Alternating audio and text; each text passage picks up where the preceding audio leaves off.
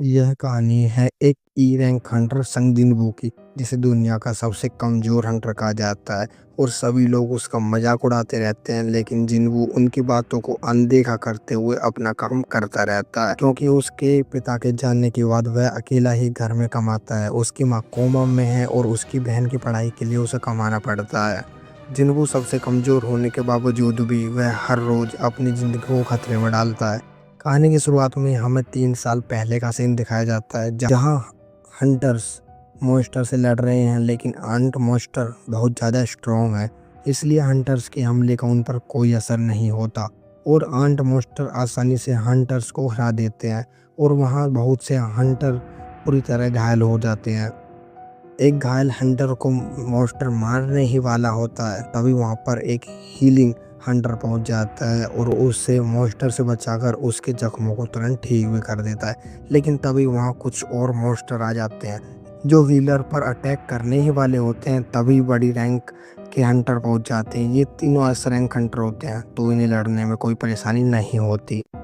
इसके तुरंत बाद ही वहाँ एक बड़ा व्हाइट मॉन्स्टर आ जाता है। उसके साइज को देखकर सभी को लगता है कि वो एक शायद उनका लीडर होगा। जिसके बाद वो दोनों हंटर्स उससे मिलकर लड़ने लगते हैं और उसको आसानी से हरा भी देते हैं। लेकिन ये कहानी यहीं ख़त्म नहीं होती। कुछ समय बाद वहाँ बहुत सारे और मॉन्स्टर आ जाते हैं, जिससे हंटर्स को समझने में देर नहीं लगती कि वो तो सिर्फ एक प्यादा था। उसके बाद वो दोनों अपने पावर्स को बढ़ाते हैं और उन मॉन्स्टर को ख़त्म कर देते हैं। इतनी भयानक लड़ाई जिसकी गूंज शहर के अंदर तक सुनाई देती है, जहां एस रैंक हंटर अपनी आर्मी के साथ मॉन्स्टर को मारने के लिए सही समय पर पहुंच जाता है, क्योंकि वहां सैकड़ों की तादाद में वही आंट मॉन्स्टर आ रहे हैं। एस रैंक हंटर अपने एक ही अटैक से सभी छोटी चींटियों को ख़त्म कर देता है, लेकिन बड़ी वाइट चींटियाँ आगे बढ़ती रहती है, जिनको ख़त्म करने के लिए बाकी के हंटर्स आगे बढ़ते हैं। फिर हमें गेट्स की हिस्ट्री बताई जाती है। 10 साल पहले ऐसे गेट्स खुलने शुरू हुए जो कि अलग अलग डायमेंशन से कनेक्ट होते हैं। इन गेट्स के अंदर बहुत सारे मैजिकल बीस्ट और मॉन्स्टर होते हैं, जिनके ऊपर आम वेम्पर्स का कोई असर नहीं होता। उन्हें मारने के लिए हंटर्स की ज़रूरत पड़ती है। हंटर वो ह्यूमन होते हैं जिन्होंने मैजिकल एबिलिटी को जगाया। उनकी पावर के हिसाब से उन्हें कई रैंक दिए गए, जैसे एस, बी, डी, सी और ई, जिसमें एस रैंक सबसे स्ट्रॉन्ग हंटर होते हैं और ई रैंक सबसे कमज़ोर। एक बार ह्यूमन की पावर जाग जाए, उसके बाद वो कितनी भी ट्रेनिंग कर ले, वो फिर कभी अपनी पावर्स को बढ़ा नहीं सकता। इसके बाद हम प्रेजेंट का सीन देखते हैं, जहाँ काफ़ी सारे हंटर गेट के अंदर जाने के लिए इकट्ठे होते हैं। यहाँ पर संग जिनवू भी पहुँच जाता है। उसमें से एक हंटर पूछता है, सभी उसे देखकर खुश क्यों हो रहे हैं, वो काफ़ी स्ट्रॉन्ग है क्या? दूसरा हंटर बोलता है, तुम जानते हो उसकी रैंक क्या है? ई, यानी सबसे कमज़ोर हंटर। इसके आने का मतलब है कि यह डंजो काफ़ी कमज़ोर होने वाला है। तभी पहला हंटर बोलता है कि इतनी ज़ोर से मत बोलो, वरना वो सुन लेगा। जिम्मू मन ही मन बोलता है, क्या फ़र्क पड़ता है, सब सच ही तो बोल रहे हैं मेरे बारे में। तभी वहाँ जूही पहुँच जाती है, जो उसकी चोट को देखकर उसे डांट लगाने लगती है। उसके पूछने पर जिन्बू बताता है, असल में मैं हाई रैंक हंटर के साथ घायल हुआ था। मेरे अलावा वहाँ किसी को खरोच भी नहीं आई। वहाँ कोई हीलर भी नहीं था, क्योंकि वे सब हाई रैंक के थे। जूही गुस्से में बोलती है, हाई रैंक होने का मतलब ये नहीं कि वो किसी की जान की परवाह ही ना करे। जिन्बू उनकी बातों को जवाब देते हुए कहता है, कोई बात नहीं, ऐसा इसलिए हुआ था क्योंकि मैं कमज़ोर हूँ, अब तो मुझे इसकी आदत सी हो गई है। यह सुनकर जूही कुछ भी नहीं बोल पाती। अब सभी लोग मिशन पर जाने के लिए तैयार हो जाते हैं, जिनके सामने एक हाई रैंक हंटर मिस्टर संग है। वो कहता है कि वो पार्टी का लीडर बनना चाहता है। किसी को कोई तकलीफ तो नहीं, क्योंकि वो सबसे स्ट्रॉन्ग था। सब उसको लीडर बनाने के लिए मान जाते हैं। इसके बाद सभी हंटर्स डंडों के अंदर सरे जाते हैं, पर जिन्बू बाहर खड़ा होकर सोच रहा था, ये छोटी सी नाइफ जिसकी मैजिकल एनर्जी भी बहुत कम है, पर मैं अपनी इनकम से यही अफोर्ड कर सकता हूँ। चलो, कुछ ना होने से तो बेहतर है। फिर जिन्बू भी पोर्टल के अंदर चला जाता है। कुछ देर बाद वो एक मॉन्स्टर को हरा देता है, जिससे उसे एक क्रिस्टल मिलता है। क्रिस्टल वो होता है जिससे सभी हंटर्स गिल्ड को देकर काफ़ी सारे पैसे कमाते हैं। इन क्रिस्टल का यूज़ करके वेम्पस और मैजिकल आइटम बनते हैं, जो ताकतवर मॉन्स्टर को हराने में काम आते हैं। मॉन्स्टर जितना ज़्यादा ताकतवर होता है, उसको मारने के बाद मैजिकल आइटम उतना ही ज़्यादा कीमती होती है। तभी एक गोब्लिन जिन्वू पर हमला कर देता है। जिन्वू अपने बचाव के लिए उस पर पलटवार तो करता है, लेकिन उसका नाइफ टूट जाता है, जिससे वो मॉन्स्टर जिन्वू को बुरी तरह घायल कर देता है। इससे पहले मॉन्स्टर जिन्वू पर दूसरा वार करता, तभी एक डी रैंक हंटर उसे मार देता है और जूही से कहता है वो उसे जल्दी से हील करे। तुरंत जूही हील करने लग जाती है और जिन्वू देखता है कि सभी हंटर्स मॉन्स्टर से लड़ रहे हैं। कुछ समय बाद वो डंजोव के बॉस को हरा देते हैं। यह सब देखकर वो उदास हो जाता है और मन ही मन कहता है, मैं सिर्फ ई रैंक क्रिस्टल ही ले पाया, क्या मैंने जिंदगी इसके लिए खतरे में डाली थी। तभी वहाँ एक बंदा सभी हंटर्स को आवाज़ लगाता है, उन्हें बताता है कि वहाँ एक सुरंग है। यह देखकर सभी हंटर्स को लगता है कि यह डबल डंजो है, क्योंकि बॉस को हराने के बाद भी यह डंजो क्लोज नहीं हो रहा।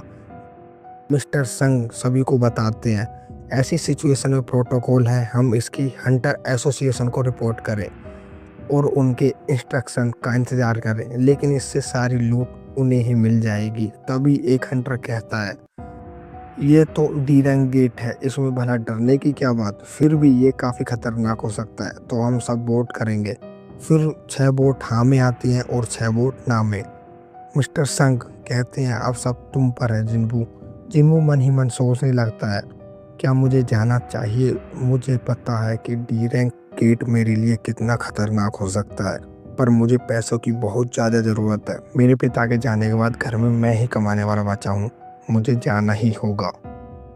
इसके बाद हम एक फैकल्टी को देखते हैं, जहाँ ह्यूमन जिन्होंने अभी अभी पावर्स को जगाया है, वो अपनी एबिलिटी को चेक करा रहे हैं और उस फैकल्टी के बाहर कई गिल्ड के लोग उन्हें लूटने की कोशिश करते हैं।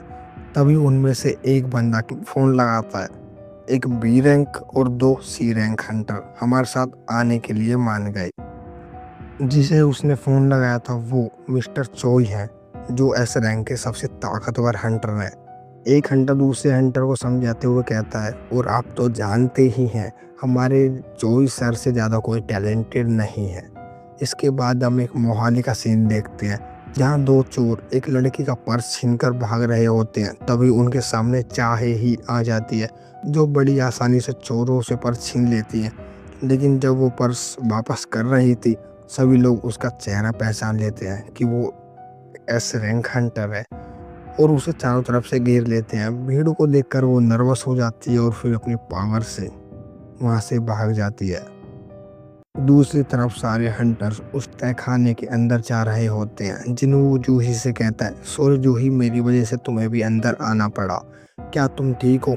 जूही गुस्से में बोलती है, मैं कैसे ठीक हो सकती हूँ, अगर उसका हमला थोड़ा सा भी ऊपर होता तो तुम मारे जा चुके होते। तुम्हें पता भी है मैंने कितनी मुश्किल से तुम्हें ठीक किया है। उसकी डांट सुन के वो समझ जाता है कि वो उस बी रैंक हीलर की वजह से ही अभी तक जिंदा है। वो फिर माफ़ी मांगता है। जूही कहती है, माफ़ी की जगह मुझे बाहर खाने पर ले जाने का सोचा है कभी। जिससे साफ जाहिर होता है जूही को जिन्वू पसंद है। सभी लोग एक बड़े से दरवाजे के सामने पहुंच जाते हैं। इतना बड़ा दरवाज़ा मिलना कोई आम बात नहीं। किम कहता है, अगर हम यहाँ तक आ गए हैं तो हम खाली हाथ नहीं जाने वाले। वहीं दूसरी तरफ सिटी में जो लोग नए नए हंटर्स बने हैं, उन्हीं हंटर एसोसिएशन के प्रेसिडेंट की वीडियो दिखाई जा रही है। ये पोर्टल इस दुनिया में 10 साल से भी पहले आई थी, लेकिन अभी भी कुछ मिस्ट्रीज है जो हम नहीं जानते।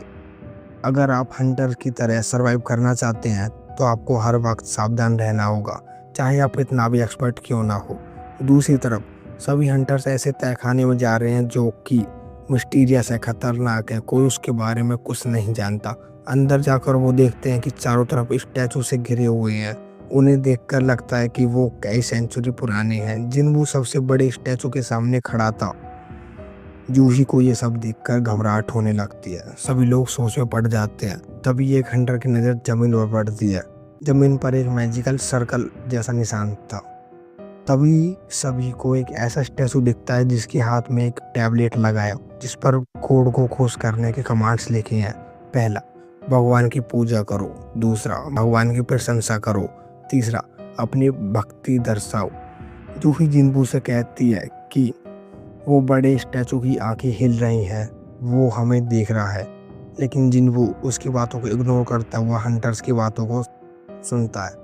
जो इन बातों को नहीं मानेगा वो कभी बाहर नहीं जा पाएगा। अचानक से दरवाज़ा बंद हो जाता है। ये देखकर सभी हंटर्स डर जाते हैं। एक हंटर कहता है, यही वजह थी मैं अंदर नहीं आना चाहता था, अब यहाँ तुम ही रहो, मैं जा रहा हूँ।